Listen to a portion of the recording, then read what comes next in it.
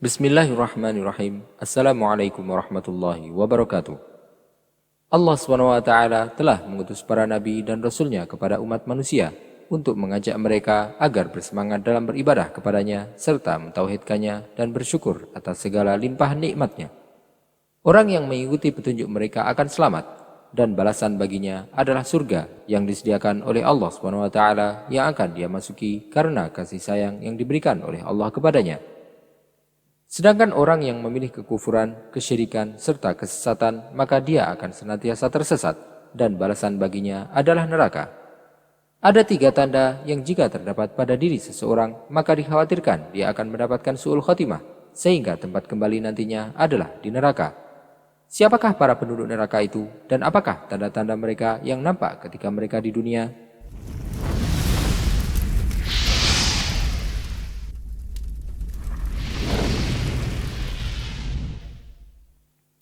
Ada beberapa tanda yang menjadi petunjuk baiknya seseorang dan dia akan mendapatkan husnul khotimah ketika dia meninggal. Serta tanda-tanda yang menjadi petunjuk buruknya seseorang serta dia akan mendapatkan su'ul khotimah ketika dia meninggal. Tanda-tanda tersebut tidaklah mutlak dan pasti menjadi penentu kehidupan akhirat seseorang, tetapi merupakan tanda-tanda yang menjadi pembawa kabar gembira serta tanda-tanda yang menjadi peringatan bagaimana akhir riwayatnya. Rasulullah SAW telah memberitahukan kepada kita beberapa tanda orang-orang yang akan menjadi penduduk surga dan orang-orang yang akan menjadi penduduk neraka. Harisah bin Wahab meriwayatkan bahwasanya Rasulullah SAW bersabda, "Ala ukhbirukum bi ahlil jannah, kullu dha'ifin mutadha'if, law aqsama 'ala Allahi la abarrah. Ala ukhbirukum bi ahlin nar, kullu 'utullin jawadin mustakbir." Maukah kalian aku beritahu tentang penduduk surga? Setiap orang lemah yang merendahkan dirinya, jika dia bersumpah meminta sesuatu kepada Allah, maka Allah pasti akan mengabulkannya. Dan maukah kalian aku beritahu tentang penduduk neraka? Setiap orang yang kasar, sombong, dan buruk perangainya.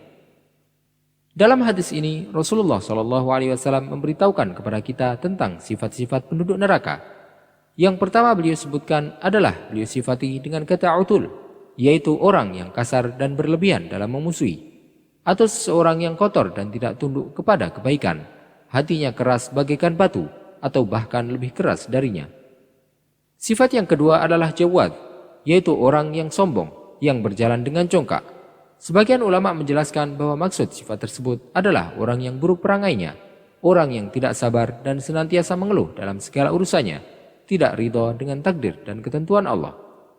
Sifat yang ketiga adalah mustakbir, yang berarti orang yang berlaku sombong atas orang lain dan menganggap dirinya lebih tinggi daripada orang lainnya, orang yang menolak kebenaran dan merendahkan manusia.